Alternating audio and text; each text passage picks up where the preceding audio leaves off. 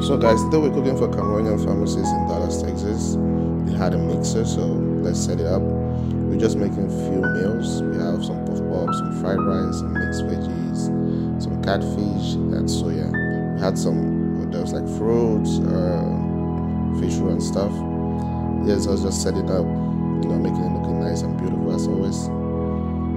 And so if you have your event, you want to elevate it, you want to make it look beautiful, we're always available. Chef Kitchen is there. We just had some fruits too on the side, like I said.